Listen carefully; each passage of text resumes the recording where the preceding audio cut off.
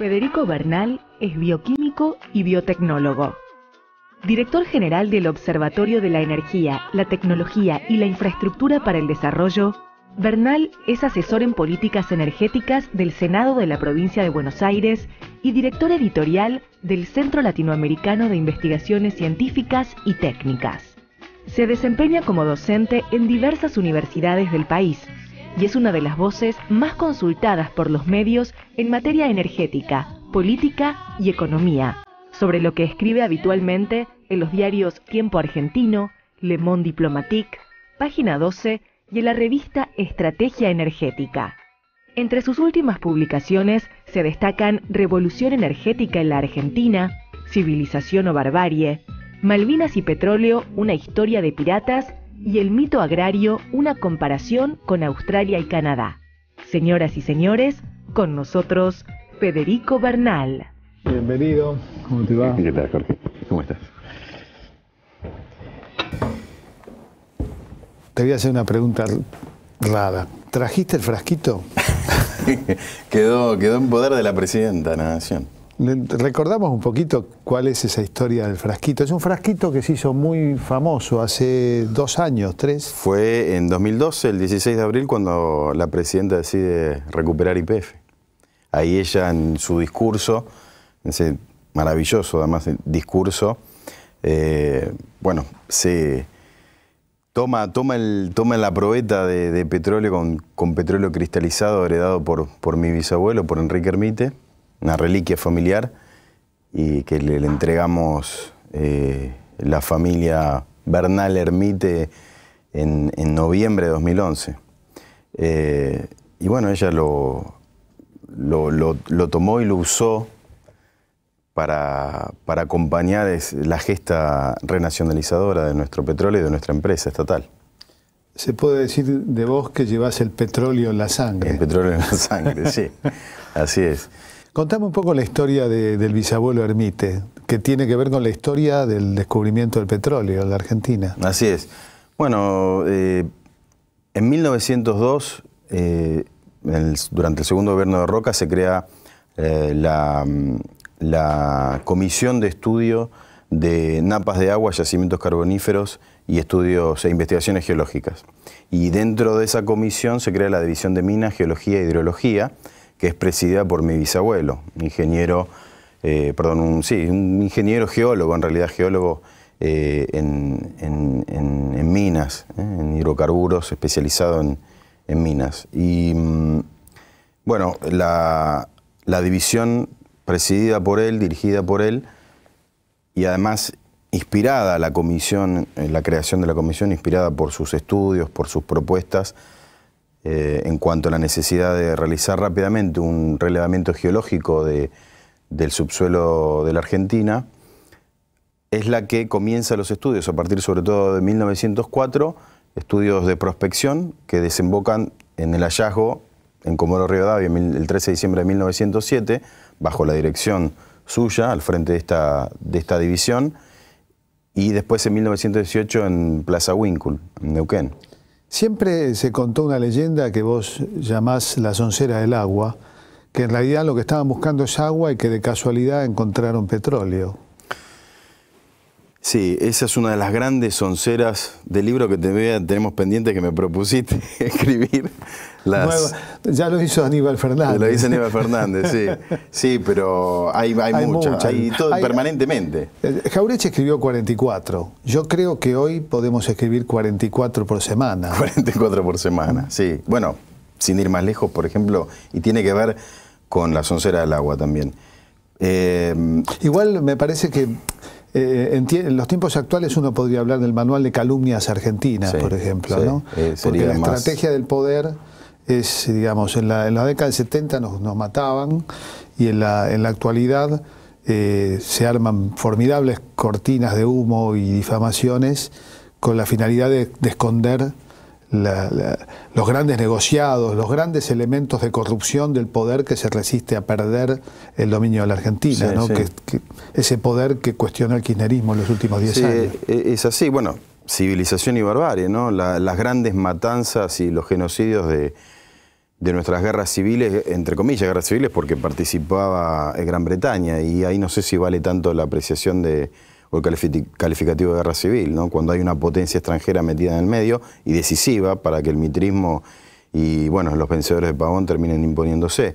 Pero digamos, como vos decís, son calumnias más que sonceras ya, porque ni siquiera se toman el trabajo de leer sus grandes referentes, ¿no?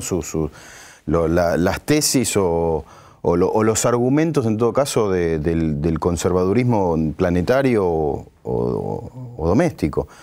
Son calumnias, acompañadas por supuesto, de sonceras, porque realmente el nivel de ignorancia que hoy por hoy tiene el conservadurismo argentino, que se refleja, se mira al espejo de Tecnópolis y se ve absolutamente avejentado, anacrónico, por el avance arrollador de esta Argentina moderna, industrializada, o en camino a un proceso de diversificación y modernización económica científico y tecnológico muy fuerte. Entonces quedan totalmente desorbitados, llevando el plano, por ejemplo, del ARSAT, ¿no?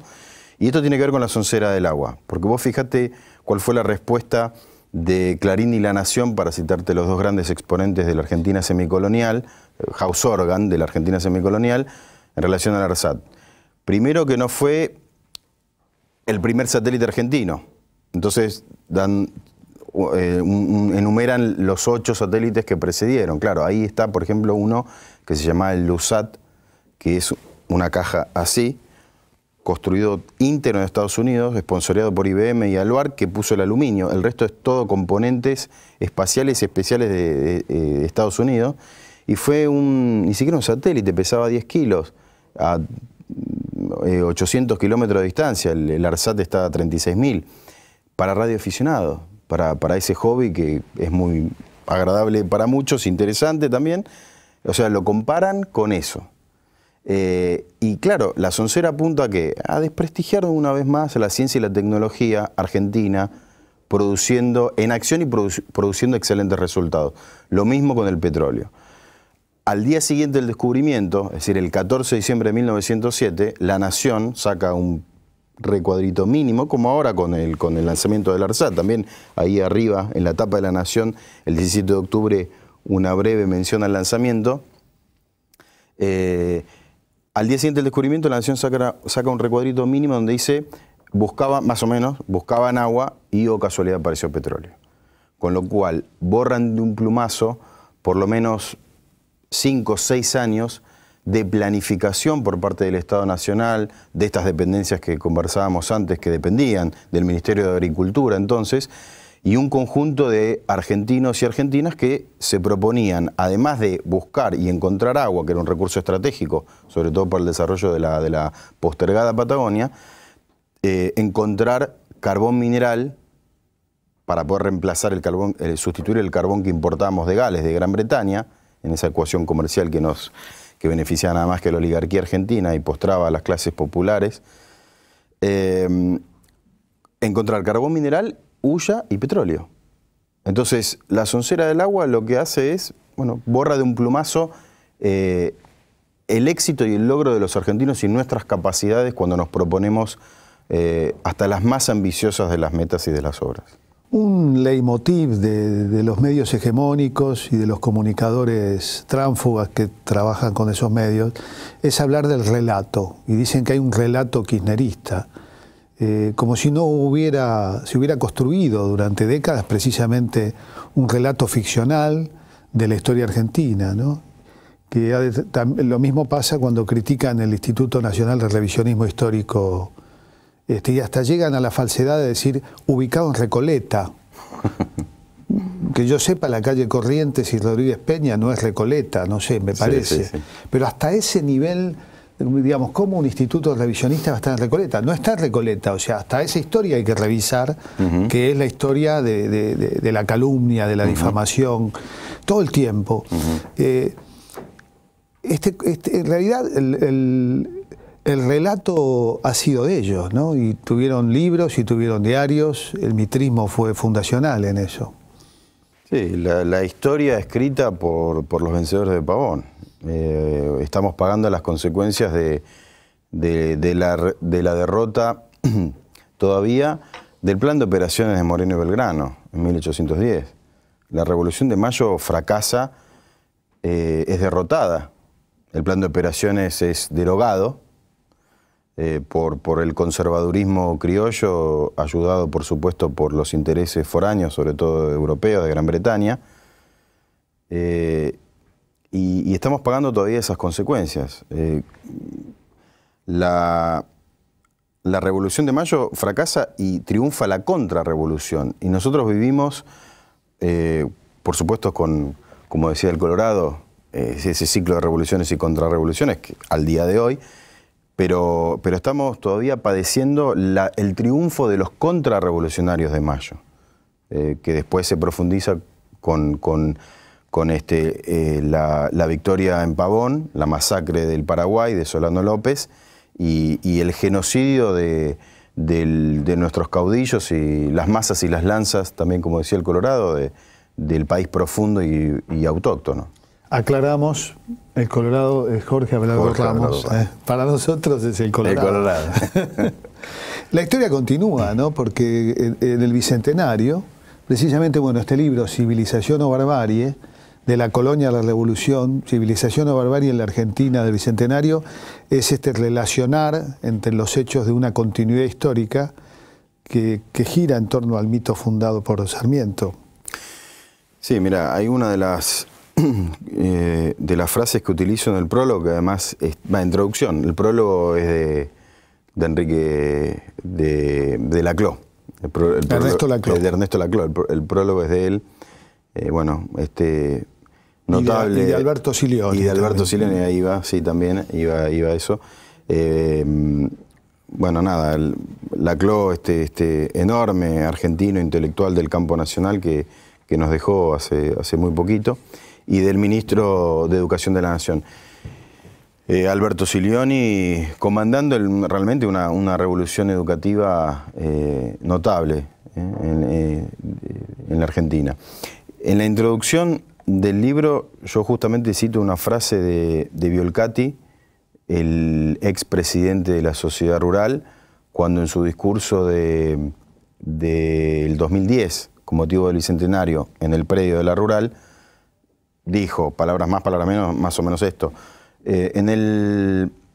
Primero, la necesidad imperiosa y urgente de volver a la Argentina del Centenario cuando éramos potencia y granero del mundo, ¿no? En ese mito y en esa soncera de la Argentina potencia en el Centenario, cuando si uno lee los informes de Vialet Macé sobre el estado de las clases obreras en la Argentina, ve que la inmensa mayoría del pueblo argentino estaba excluido y solo se beneficiaba de esa Argentina supuestamente pujante la élite, las clases dominantes tradicionales nuestras. Pero Violcati, ¿qué dijo en ese discurso? Refiriéndose a 1810. En 1810 los argentinos decidíamos cuestiones fundamentales, si ser españoles o ingleses. Textual. Yo creo que esa frase extraordinaria, solo superada por la pluma de Mariano Grondona, no la de ahora, sino la de unos cuantos años atrás, donde hablaba de la Argentina del milagro de entre 1880 y 1930 y describía todas las bondades de aquella Argentina, que en realidad Argentina no tenía nada. Victoriana en sus costumbres, alemana en su ejército, francesa en su cultura, la describía así, en el libro El Post-Kirchnerismo 2009. Pero esa frase de Violcati yo creo que es una síntesis perfecta del pensamiento arcaico, retrógrado y reaccionario de la oligarquía que sigue vigente, que sigue vivita y coleando al día de hoy. Y acá no es que se propone, cuando digo vivita y coleando, exterminarla.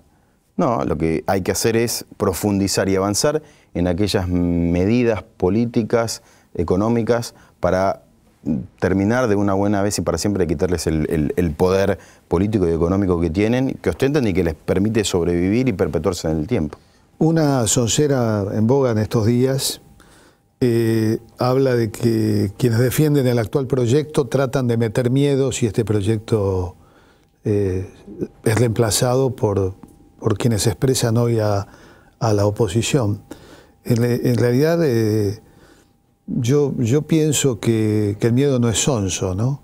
Y que habría que imaginar ese escenario. Exactamente, sí. Que habría que imaginar un escenario de aquellos que reivindican, incluso sin avergonzarse, las políticas del neoliberalismo.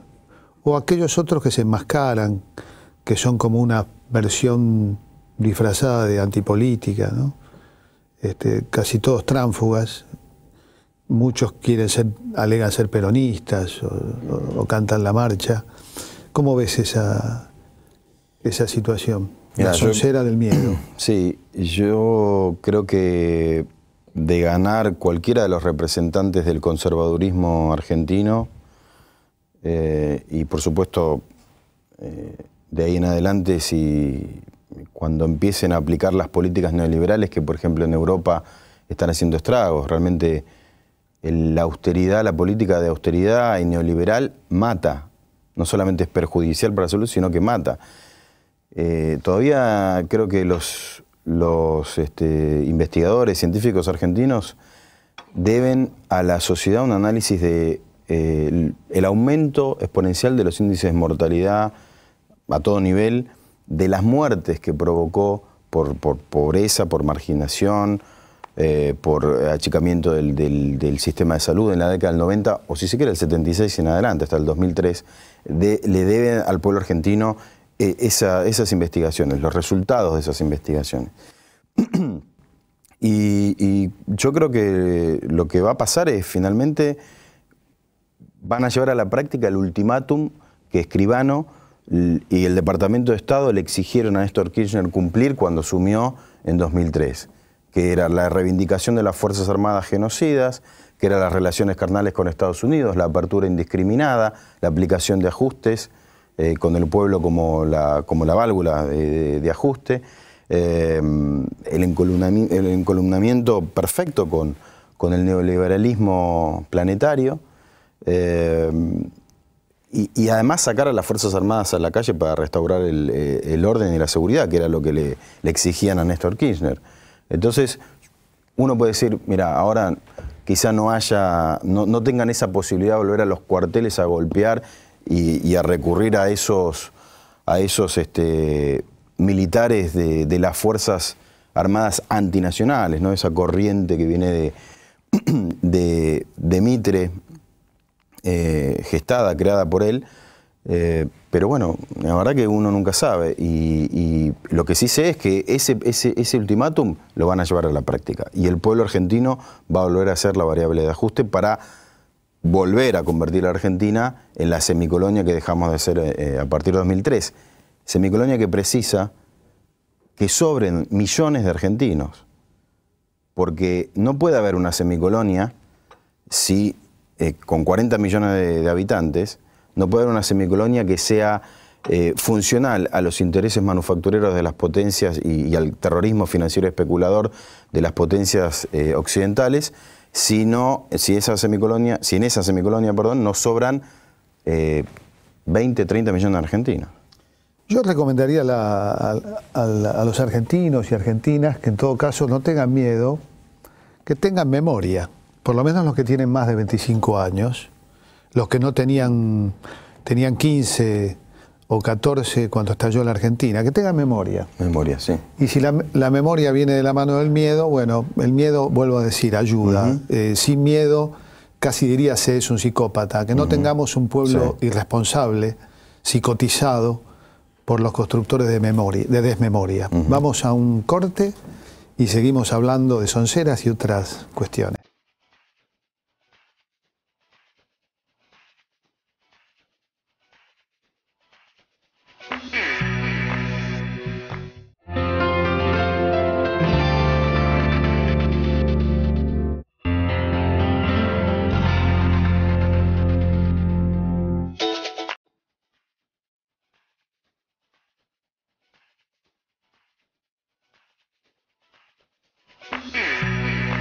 Una de tus preocupaciones que solemos leer en tus libros, en tus artículos, en Página, Mirás al Sur, en Tiempo Argentino, tiene que ver con la energía.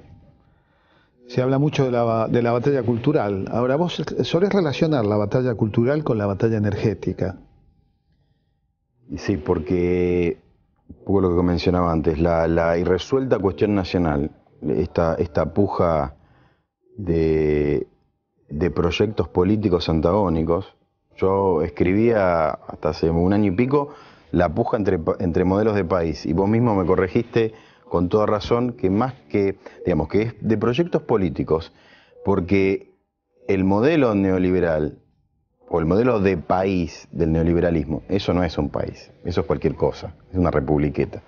Entonces, bueno, a partir de ese... Es un antiproyecto. Claro, de ese acertado, es un proyecto semicolonial. Entonces, a partir de ese acertado comentario que me hiciste, yo ahí cambié un poquito, y entonces comencé a plantear la cuestión nacional, bueno, efectivamente como puja entre proyectos políticos, uno de país, otro de semicolonia, que en definitiva es la cuestión nacional irresuelta, porque ninguno de los proyectos logró imponerse definitivamente al otro.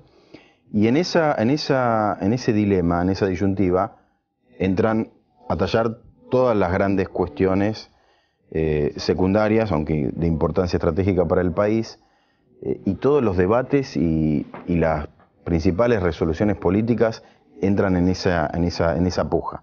La energía es una de ellas. Entonces nosotros, en función del proyecto político que esté en el gobierno, tenemos un modelo energético reaccionario, neoliberal, para la semicolonia, o tenemos un modelo energético como el vigente del 2013 esta parte, donde la energía deja de ser un commodity, donde la energía deja de ser una plataforma generadora de divisas para pagar los servicios de deuda, como ocurría en los 90, que exportábamos masivamente, y los miles de millones de dólares que obteníamos de la exportación de gas y petróleo iban a pagar la deuda externa. Bueno, ahora no exportamos petróleo, no exportamos gas natural, somos importadores, por ejemplo, de gas natural, en algo que después, si querés, podemos conversar de la importancia que tiene importar además gas de Bolivia, en el contexto de la integración regional.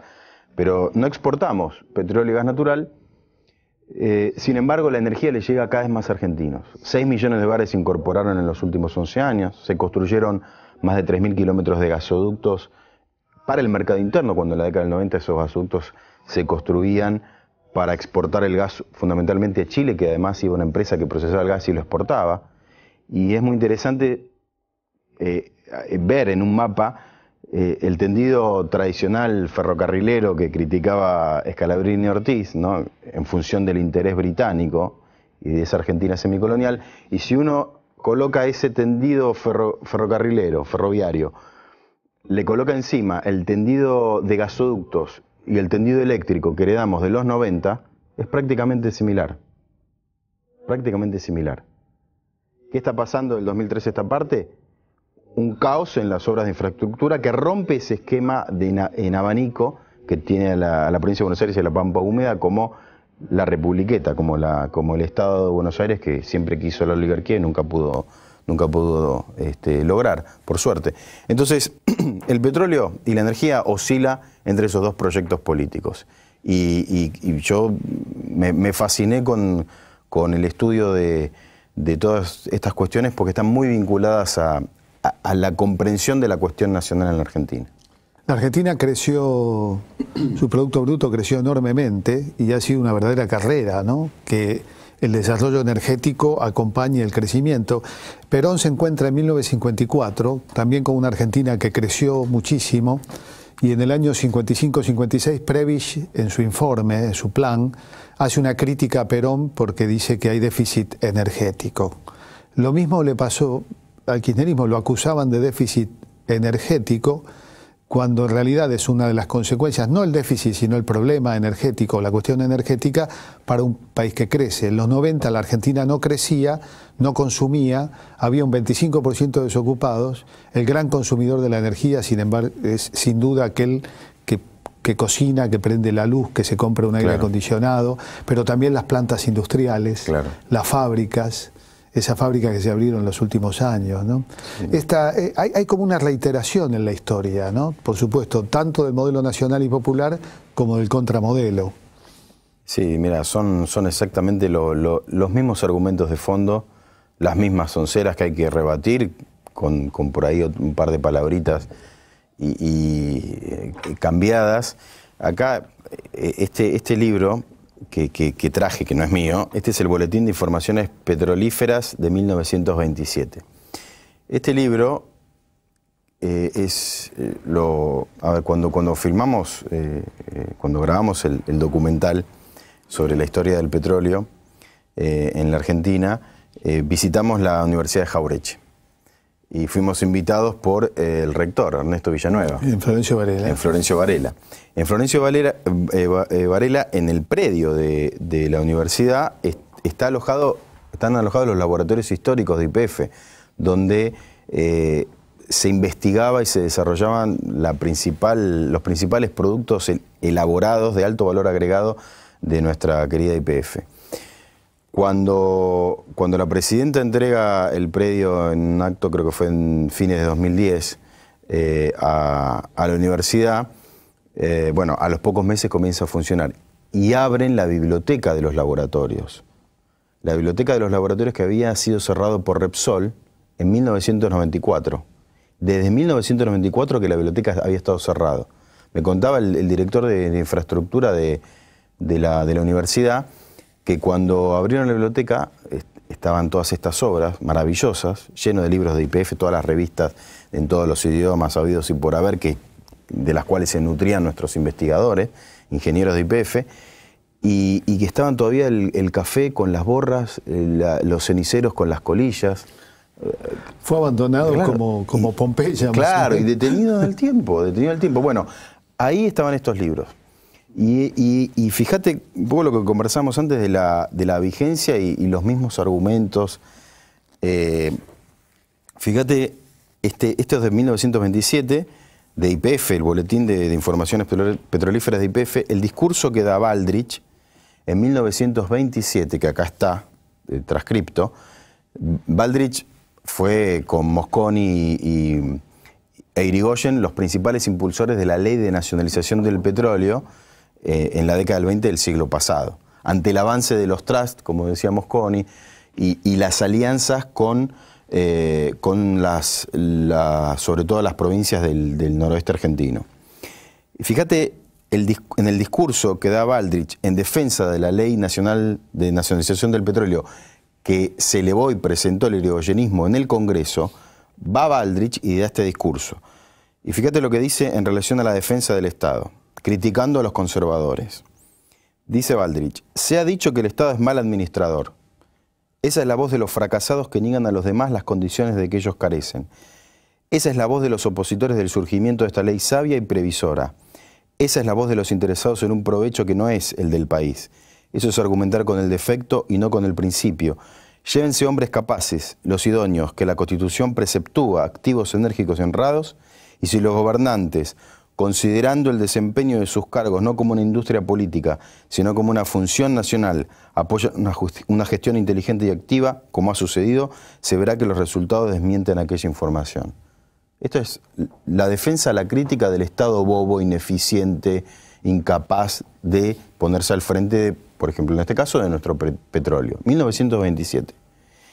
Y acá también en este libro hay un discurso maravilloso del presidente de la Federación Universitaria en defensa de la ley de nacionalización ante las críticas del famoso federalismo esgrimido por las provincias que se negaban al ingreso de YPF en las provincias porque les convenía negociar directamente con las extranjeras.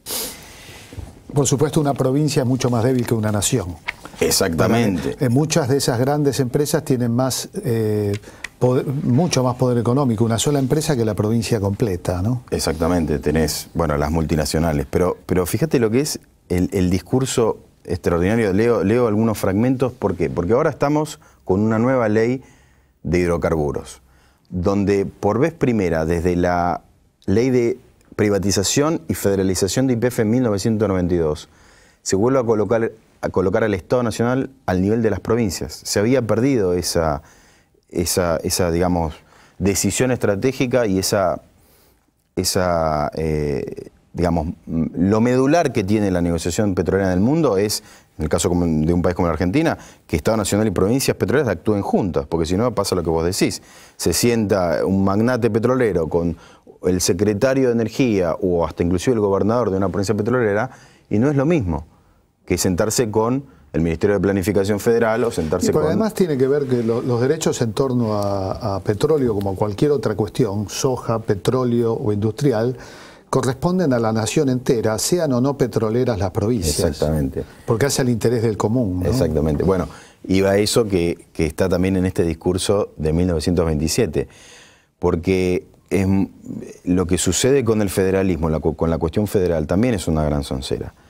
Porque las provincias, inclusive en el debate de esta ley, vos tenés al senador Romero, de Salta, que dice lo mismo. El Estado centralista porteño que nos avasalla el interés de las provincias que estuvieron antes que la nación, y otra vez los mismos argumentos por los cuales la ley de nacionalización de la década del 20 del siglo pasado se cajoneó en el Senado.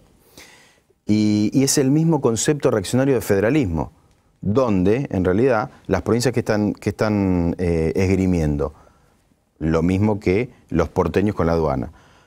El recurso, la riqueza, por el simple hecho de estar alojado en determinado territorio, le pertenece a la provincia o a la jurisdicción donde está alojado o pertenece geográficamente. Es decir, como las provincias petroleras tienen su petróleo, les corresponde a las provincias petroleras, lo mismo que la aduana y el comercio exterior con la ciudad de Buenos Aires, con el puerto de Buenos Aires. Y ahí hay algo muy interesante que tiene con la soja que vos mencionabas, porque recién se rompe o mejor dicho, se plantea un debate profundo, serio, por parte del gobierno nacional sobre la cuestión federal con el Fondo Federal Solidario de la Soja, la soja se produce básicamente en la pampa húmeda. Sin embargo, a través de este Fondo Federal Solidario se redistribuye equitativamente a todas las provincias, a las 23 provincias, independientemente de que tengan soja o no. Con lo cual se está ejecutando, se está aplicando un federalismo de masas, un federalismo verdaderamente artiguista de redistribución de la riqueza y la renta, más allá de la provincia que lo tiene alojado. Y fíjate el discurso del presidente de la Federación Universitaria, criticando a los conservadores que esgrimen ese falso federalismo. Dice, en una conferencia pronunciada en 1923, el doctor Matías Sánchez Orondo, profesor de la materia de nuestra facultad, decía, refiriéndose al régimen preconizado de la propiedad de la nación sobre las minas del territorio argentino, en realidad crea un nuevo sistema de gobierno, esta ley de nacionalización, decía Matías Sánchez Orondo, el representativo republicano de suelo federal y subsuelo unitario. En cuanto se rascara la tierra para catear, se rascaría la autonomía local. Siempre los conservadores defendiendo la provincialización del recurso. Que uno eso después lo tiene que analizar al contexto histórico de lo que sucedió en la década del 90 para ver por qué Néstor Kirchner en la década del 90, comienzo de la década del 90, apoya la ley de privatización de YPF. Teníamos una Santa Cruz, como la mayoría de las provincias, absolutamente postergada y no cobraba las regalías, porque YPF no se las pagaba, porque YPF estaba en la lona después del alfonsinismo. Y entonces le responde a Sánchez Orondo, el presidente de la FUA, en el discurso de apoyo a esta ley. ¿No es preferible acaso rascar la famosa autonomía local antes de que la desastrosa política de ciertos gobiernos provinciales lleve al país a un régimen que algún día podríamos definir como de suelo argentino y subsuelo extranjero? 1927. Claro, que lo que está en juego es eso. Exactamente. La debilidad del Estado. Incluso me parece que hay allí, si recordamos que años después de que se escribió eso, exactamente 12 años después, hubo una guerra del petróleo, la guerra del Chaco. Paraguayo-boliviana, donde la Standard Oil financia a Bolivia y la Shell financia a los holandeses y los ingleses financian al Paraguay, ¿no? Y fogoneada por Braden, ¿no? Braden era el agente de la Standard Oil. Así es. Y la Argentina conservadora, oligárquica, pro-británica, es la que apoya al Paraguay, lo que no impide, bueno, que el ministro de Relaciones Exteriores se lleve un premio Nobel, cuando era en realidad funcional a una de las dos potencias petroleras que llevaron a la matanza en los campos del Chaco a bolivianos, a hermanos latinoamericanos, ¿no? Y ahí es muy interesante lo que está pasando con Vaca Muerta, porque la Argentina es realmente una Arabia Saudita en potencia más que Arabia Saudita, más que Venezuela. En realidad la principal reserva petrolífera del mundo es Venezuela. En el próximo bloque hablamos de Vaca Muerta y hablamos también de una manera progresista de cuestionar, progresista entre comillas, de cuestionar precisamente la soberanía energética argentina.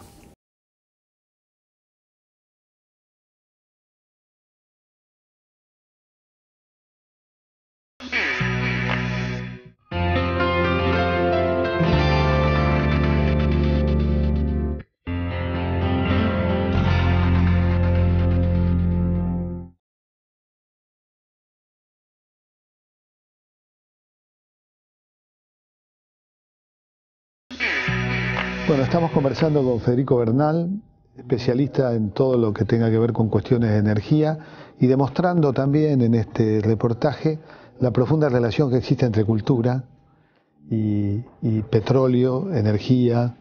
Y hablábamos de Vaca Muerta. ¿Qué es lo que ocurre que determinadas políticas energéticas sean cuestionadas no solo por el pensamiento conservador y dependiente, sino también como una variante ecologista, progresista? ¿Qué pasaría? Es decir, ¿por qué Vaca Muerta suele ser cuestionada desde esa perspectiva? ¿Por qué es cuestionada la energía nuclear también desde esa perspectiva? Mira, quienes comenzaron, reactivaron, mejor dicho, la crítica de la exploración-explotación del petróleo y el gas no convencional en Vaca Muerta, desde un enfoque medioambiental, ecologista, fue Mañeto en su diario Clarín y La Nata en su programa. ¿Eso cuándo sucedió específicamente? No se equivocan nunca, ¿no? No se equivocan. Yo recomiendo que uno vea yo lo llamo hombres brújula, porque te dicen dónde está el norte y dónde está el sur. Si ellos dicen para allá, hay que agarrar para el otro lado, ¿no? Exactamente. Salvo que la cortina de humo te impida, porque ellos también son especialistas en cortinas de humo. Sí. ¿Cuándo comenzó ese ataque contra Vaca Muerta desde un enfoque ecologista? Cuando se recupera YPF. Porque Repsol había comenzado a perforar la zona con lo que se llama fractura hidráulica, que es la que suena, la técnica de extracción que suena en todos estos movimientos ecologistas. Porque no es un petróleo convencional, ¿no? Claro, digamos, el petróleo y el gas es el mismo. Pasa que está alojado, está entrampado en formaciones geológicas no convencionales. Las formaciones geológicas que lo contienen son las no comunes, no habituales. Entonces, digamos que las convencionales son como grandes lagunas subterráneas. Exacto. Mientras que estas son intersticiales. Están entre la piedra. Exacto. Las convencionales es como decir, es una laguna, imaginemos ahí entrampada, entonces se perfora verticalmente y por presión ese petróleo y ese gas emerge. Las formaciones, el petróleo y el gas en formaciones geológicas no convencionales están entrampados en formaciones arcillosas, metidos en ranuras. Entonces hay una perforación vertical y luego se debe aplicar una perforación horizontal y ahí aplicar la técnica de fracturación hidráulica, que es inyectar arena, agua y químicos a una presión enorme para romper esas formaciones y poder extraer el petróleo y el gas. Bueno. Mañeto y La Nata se acordaron Yo diría Mañeto, porque La Nata es un empleado. Es el jefe de prensa de... Es un empleado. Sí, tienes razón. Bueno, Mañeto... Era el crítico de Mañeto hasta que lo contrató Mañeto. Hasta que lo contrató Mañeto, exactamente, sí. Bueno, Mañeto, y a través de su jefe de prensa, entonces, su vocero, periodista estrella, como querramos llamarle, se comienzan a tratar el tema medioambiental en Vaca Muerta con la recuperación de YPF. Todo lo que había dicho Repsol antes... Ahí nada. Entonces traen el tema de Chevron en Ecuador, ¿no? Comienzan a asustar y por supuesto se prende a toda esa perorata, se prende ¿quién? Proyecto Sur con Pino Solanas, porque el ecologismo da muchos votos. Cuando Greenpeace dice en la Argentina va a haber otro Chernóbil refiriéndose a la reactivación del plan nuclear, se suma un montón de gente de un saque. Y muchos famosos también caen ahí en la volteada, porque como asusta, como inyecta, mete mucho miedo, como es algo que por lo general se desconoce, no sé, el medio ambiente, nuestro futuro, nuestros hijos, bueno, entonces, boom. Proyecto Sur se monta esa operación y la ultraizquierda, por supuesto, también. Porque la mayoría de los, bueno, como ha sucedido históricamente, la ultraizquierda, el puño izquierdo del neoliberalismo, ¿no? Los operadores de izquierda del conservadurismo argentino. Siempre en contra del pueblo en todos los momentos históricos estratégicos como ahora en la Argentina del Bicentenario. Si uno analiza los argumentos ecologistas contra Vaca Muerta como contra el plan nuclear, la reactivación del plan nuclear en 2006 y sobre todo estos últimos años, ahora la terminación de Atucha 2, etc., encontramos a estos argumentos pobres, sin ningún sustento técnico ni científico. No hay un solo lugar en el mundo, Estados Unidos está a la vanguardia de la exploración y explotación de no convencionales. En Estados Unidos no hay ningún informe que pruebe la contaminación de napas, que aumente la liberación de gases de efecto invernadero, o sea, ningún estudio científico que hasta ahora, que ya llevan como 30 años perforando, demuestre la contaminación de napas de agua, que es lo que más preocupa aquí en la Argentina. O sea que tiene una finalidad política, y esa finalidad política, bueno, justamente es la agenda de Greenpeace, es la agenda de las ONG, que en Brasil, por ejemplo, dicen se oponen a la deforestación, se oponen en Ecuador a que los gasoductos y los oleoductos transiten por la Amazonía. En la Argentina se rechazan la exploración y explotación en Vaca Muerta y rechazan el plan nuclear y el plan de grandes represas hidroeléctricas desde una visión medioambiental, que no es ni más ni menos que la cara ecologista del neoliberalismo. Es la cara ecologista del neoliberalismo, que nos dice, convertamos a la Argentina energéticamente hablando, en una potencia eólica y solar, como en Alemania, por ejemplo, que además está fracasando totalmente en su programa energético, renovables. Convertamos a la Argentina en una potencia eólica y solar, que eso automáticamente nos convierte en dependientes de la tecnología foránea. Dejemos de explorar y explotar hidrocarburos porque contamina, abandonemos el plan nuclear, cerremos todas las centrales nucleares, lo mismo con el plan de grandes represas hidroeléctricas. Entonces la energía en la Argentina, ¿cómo se va a generar y para cuántos? Es el proyecto que condenaría de los 40 millones a 15, 20 a quedar fuera. Exacto, es el modelo energético del proyecto político de Semicolor. Ponen como ejemplo España, que ha desarrollado intensamente la política eólica. Uno desde el avión ve esos bosques de molinos, que versión quijotesca y moderna, y válida también, como energía alternativa. Pero suelen ocultar, vos lo subrayaste en una nota reciente, en Tiempo Argentino, de que España tiene 11 centrales nucleares. Tiene sí, creo que son 9 reactores nucleares. Reactores nucleares. Y no solo eso, cuando deja de soplar viento, porque el viento en un momento deja de soplar, España tiene que importar energía eléctrica de Francia. Que Francia además es el país líder en Europa en energía nuclear. Cerca del 80% de la energía eléctrica en Francia se genera con centrales nucleares. Y cuando hablamos de Chernobyl, ¿qué pasa? Porque Chernobyl es el cuco, también está el cuco de Japón, ¿no? De cualquier manera, Fukushima. Nosotros no construimos centrales nucleares en San Juan o en Mendoza, que son zonas sísmicas, se construyen en lugares que tienen otras características. Mira, vos fíjate dónde llega el miedo, que hace poquito estuvimos en la provincia de Formosa, porque en Formosa se va a instalar una planta química de procesamiento de dióxido de uranio. Esto es el combustible que necesitan las centrales para operar. Se va a estar en Formosa, y ahí está Greenpeace, y está la ultraizquierda, y está el movimiento ecologista asustando. Bueno, una de las charlas que dimos, informando en qué consiste el plan nuclear, en qué consiste una planta de procesamiento de dióxido de uranio, en qué consiste las centrales, bueno, etcétera, etcétera. Uno de los principales miedos o mitos es, se cree que un reactor nuclear es equivalente a una bomba atómica. Eso es el legado de Chernobyl. Y entre otras preguntas... ¿Qué es una central nuclear de primera generación? Bueno, sí. En el momento además de Tenía un tinglado de chapa de techo. Las centrales nucleares en la Argentina están consideradas entre las más seguras del mundo por la Organización de la Energía Atómica Internacional y son capaces de resistir el impacto de un avión comercial, de pasajeros. La cúpula esa que se ve. ¿no? de nuestras centrales. Chernobyl tenía un tinglado de chapa, ese era el techo. Además de todas las cuestiones de seguridad que no existían, eran nulas. Pero, ¿qué pasaba en Formosa? Y esto sintetiza por ahí el miedo inoculado a la población por todo, yo lo llamo el círculo, está el círculo rojo y este es el círculo verde del círculo rojo. La versión cromática verdolaga del neoliberalismo en materia medioambiental.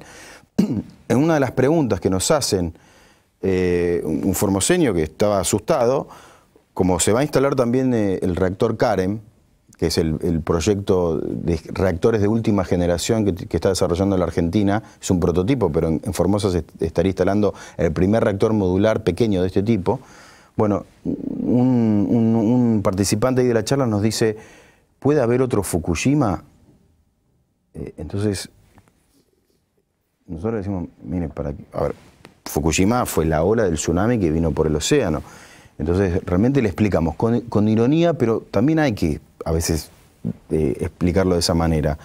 La única forma de que haya un tsunami en Formosa es que caiga un objeto volador no identificado en algún río, en alguno de los ríos, el Pilcomayo o el Bermejo. Sí, un asteroide. Claro, un asteroide. Pero eso es un problema ya mayor. Claro, ahí ya, digamos, estamos en otro nivel. Pero que caiga una cosa así inmensa, que genere una ola tal que esa ola impacte sobre el reactor.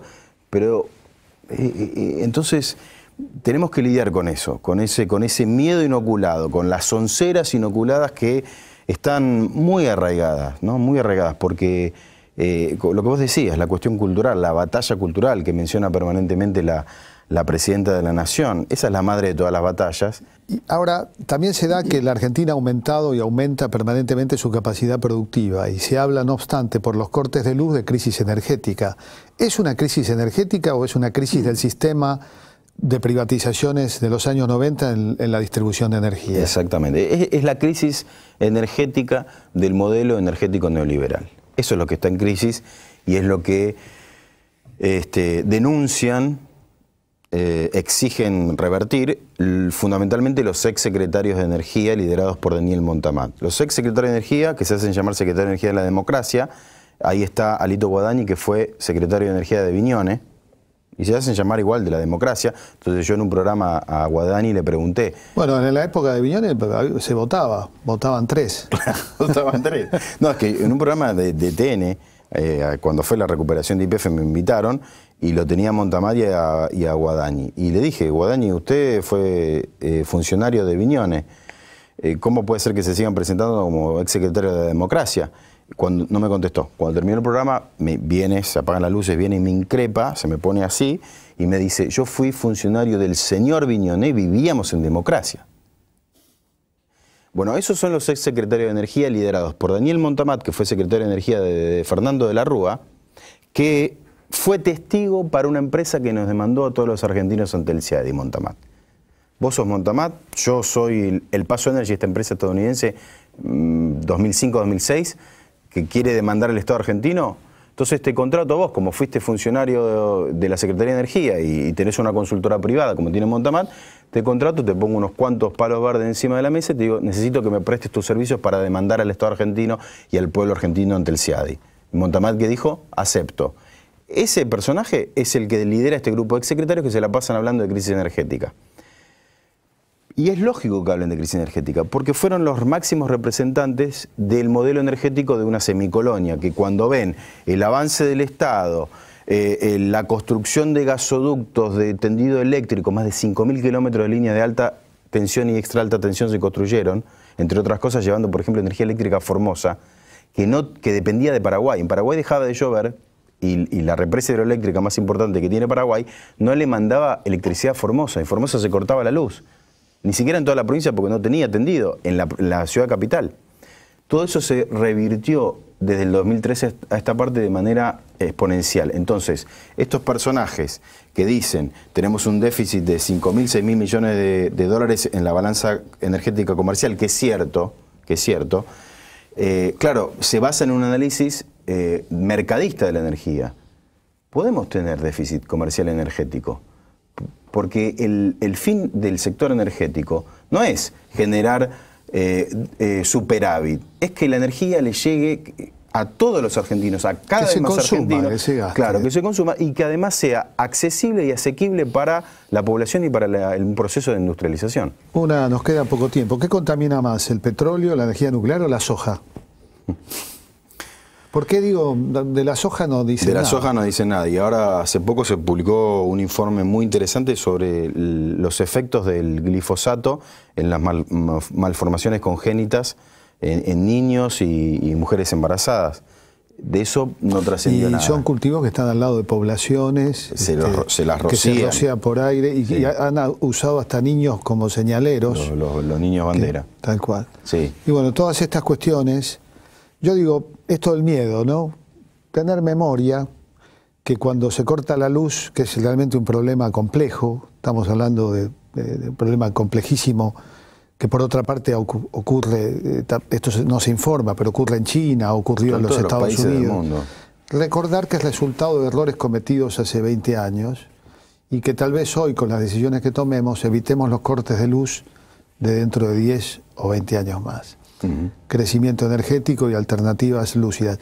Y para aquellos que, bueno, con honestidad son ecologistas, que lo recuerden también cuando usan un celular, cuando cortan con cubiertos, cuando prenden la luz o cuando se quejan porque no la tienen. Es que si me permitís, Jorge, el debate sobre el medio ambiente no puede abstraerse del desarrollo económico y del consumo exponencial que un país como la Argentina aún necesita. Acá tenemos que hacer un uso eficiente y ahorro de la energía, eso desde ya, y lo estamos haciendo.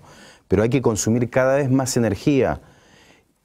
Y el gran desafío es cómo consumir cada vez más energía, cómo industrializarnos cada vez más en un contexto amigable con el medio ambiente, es decir, a través de fuentes energéticas que liberen cada vez menos dióxido de carbono, que es el gas de efecto invernadero más importante. Ese es el gran desafío, porque el principal problema del calentamiento global no son las ballenas, ni los pingüinos, ni las focas, es que se mueren millones de seres humanos por la contaminación del aire. La atmósfera en el planeta es una sola. ¿Cuáles son los países que más contaminan actualmente? China, Estados Unidos y la Unión Europea. China por el uso del carbón como fuente de energía. Pero China está aplicando la política nuclear más importante del mundo. Va a construir en los próximos años 20, 30 reactores nucleares nuevos. Y el otro país es Estados Unidos. Y el otro país es Estados Unidos, que está disminuyendo la emisión de gases de efecto invernadero por el boom del shale gas y el shale oil, del petróleo y gas no convencional. Pero ¿qué hace Estados Unidos? Se está convirtiendo en el principal exportador de carbón mineral porque le sobra, que es el más contaminante cuando se lo quema en una central termoeléctrica. ¿Y quién está convirtiéndose en Europa en el más contaminante? Alemania. Paradójicamente, es quien está impulsando la revolución verde, pero ¿qué pasa? Como está convirtiendo su matriz en dependiente de la energía solar y la energía eólica, a la noche, cuando deja soplar, la electricidad tiene que entrar por un lado, al carbón. Al carbón. Bueno, y quedaremos negros, todos negros, tiznados. Así es. Bueno, te hago entrega de ejemplar de Caras y Caretas. Bueno, muchísimas gracias. Que acostumbramos dar y que, bueno, revista que está saliendo actualmente por suscripción. Muchísimas gracias a vos. Jorge. Y nos quedaron temas, el mito agrario, Malvinas y petróleo, bueno. Qué bueno. Sí, para los que piensan que quedaron temas, que te sigan leyendo en Tiempo Argentino. En Tiempo, sí. Así que allí van a encontrar casi todas las semanas alguna reflexión lúcida sobre estas cuestiones. Gracias, Federico. A vos, un privilegio.